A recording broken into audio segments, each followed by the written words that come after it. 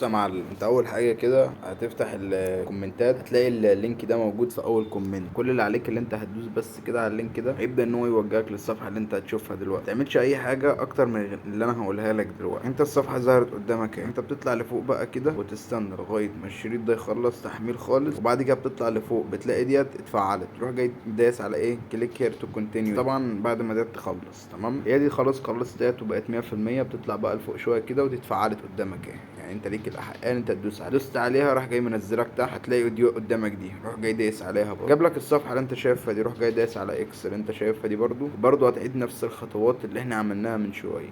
برضو جالك شريط التحميل، هتستنى لغايه ما الشريط ده يخلص، وبعدين هتطلع لفوق هتلاقي كلمه كليك هير تو كونتينيو. لسه مش متفعله معاك، بس كل اللي عليك اللي انت هتستنى لغايه ما تتفعل، اللي هو يعني لغايه ما تستنى الوقت ده يخلص يعني. بعدين هتروح بقى هتلاقي دي اتفعلت قدامك، هي اتفعلت اهي وبقت غامقه، هتدوس عليها هتعمل لك نفس الحوار. هتقول له على جيت لينك، هتجيب لك الصفحه بتاعه الاعلان، هتروح جاي دايس على اكس اللي فوق دي، مالكش دعوه باي حاجه تانية تمام. يجي لك اي صفحه اعلان، روح جاي دايس على اي اكس قدام، كلوز تمام. برضه هتستنى لغاية ما الصفحة تحمل أو يتجمع لك العداد لغاية 100%. بعد كده تروح جاي طالع وتقول له كليك هير تو كونتينيو، نفس الحكاية تدوس على دي، جالك إعلان دوس إكس، برضه إعلان زي ده تاني دوس على إكس دي، تطلع لفوق تمام.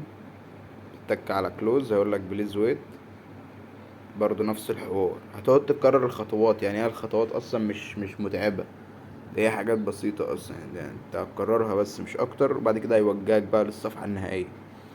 بعد كده دي اتفعلت اهي، تروح جاي دايس عليها وتقوله الأخيرة بقى يا معلم، اللي هي جيت لينك، هيوجهك للصفحة الأخيرة بقى. لو انت يدوب بس هتستنى 10 ثواني زي ما انت شايف، وطبعا كلنا هنصلي على النبي. وبعد كده بعد ما ال10 ثواني دول يخلصوا، هتلاقي كلمة يرجى الانتظار ديت بدأت ان هي تظهر معاك، العداد بدأ يعد اهو. واول ما توصل للصفر هتلاقي كلمة يرجى الانتظار دي اتغيرت لكلمة بقى خذ رابط ايا يكن بقى، فاهم؟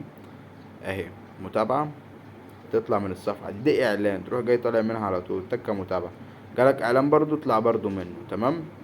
هيجيلك زي ما انت شايف كده، دي صفحة التحميل خلاص يا باشا كده، دي نسخة الايفون. هتروح جاي من تنزيل كده، خلاص النسخة نزلت عندك على الجهاز.